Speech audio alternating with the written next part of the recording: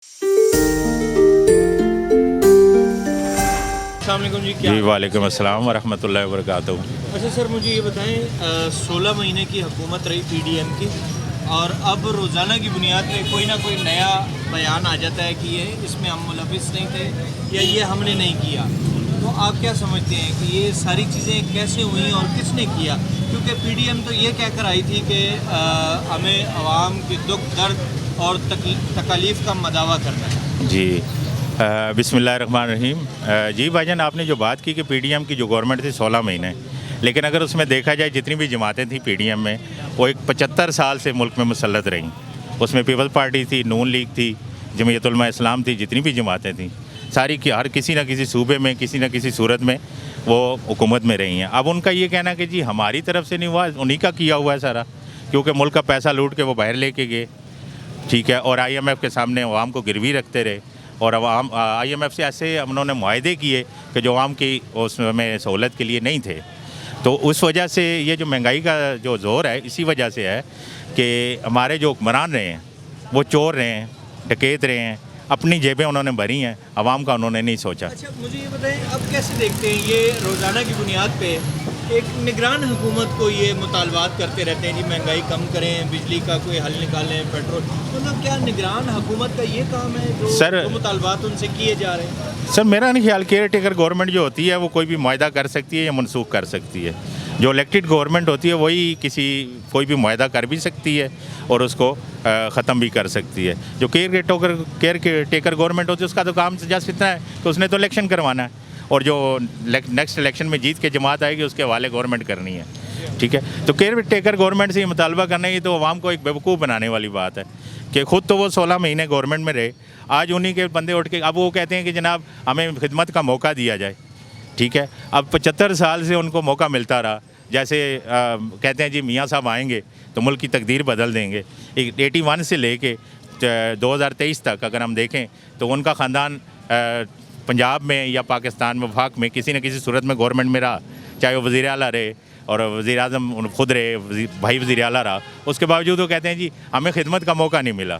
اچھا معذرت کے ساتھ اس میں یہاں پہ ایک بات آ جاتی ہے ذہن میں کہ جی انہیں موقع نہیں ملا. یہ تو وہی بات ہوگی کہ ایک عورت گئی جج صاحب کے پاس اور ان سے کہتی ہے کہ جی مجھے خلا چاہیے, طلاق چاہیے. جج صاحب نے پوچھا آپ کے بچے کتنے ہیں؟ اس نے کہا جی 8 بچے ہیں. تو اس نے کہا جی آپ طلاق کیوں لینی چاہتی ہیں؟ انہوں نے کہا جی آج تک مجھے شوہر سے اصلی پیار نہیں ملا. یہ تو وہی بات ہوگی, 75 سال مسلط رہ کے بھی ہمیں خدمت کا موقع نہیں ملا. تو کیسے دیکھتے ہیں کہ ہر بار جیسی اقتدار سے یہ اترتے ہیں بیمار ہو کے یہ لندن چلے جاتے ہیں, تو پاکستان میں کیوں نہیں کوئی ایسا ہاسپٹل ابھی تک بنا کہ جہاں ان کا علاج ہو سکے؟ سر اس کا قصور ان کا کم ہے, ہمارا زیادہ ہے, عوام کا زیادہ ہے.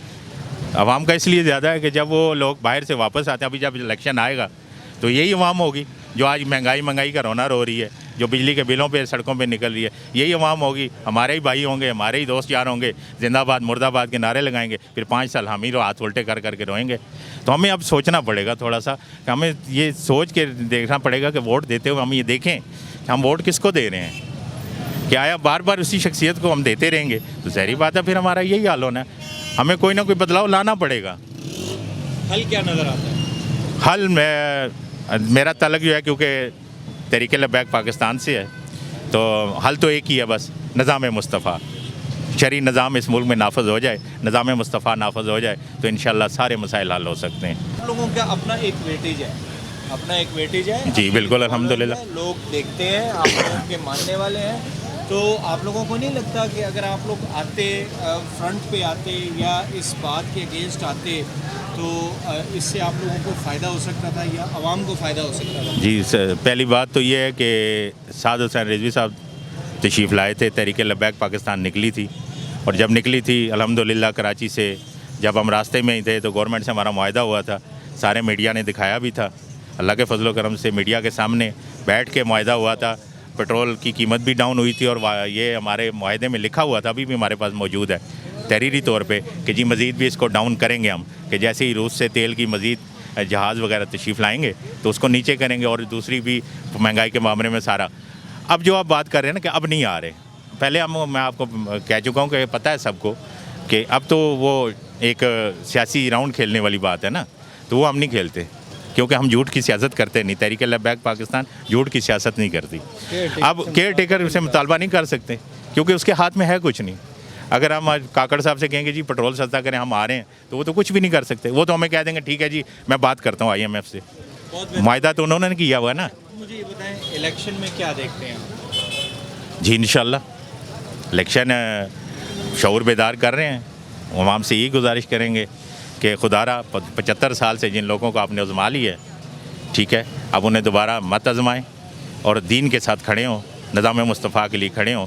انشاءاللہ پاکستان جو ہے قائم رہے گا, قیامت تک رہے گا, ٹھیک ہے, اور نظام مصطفیٰ کا انشاءاللہ یہاں پہ بول بالا ہوگا. تاجدار ختم نبوت. زندہ آباد, زندہ آباد.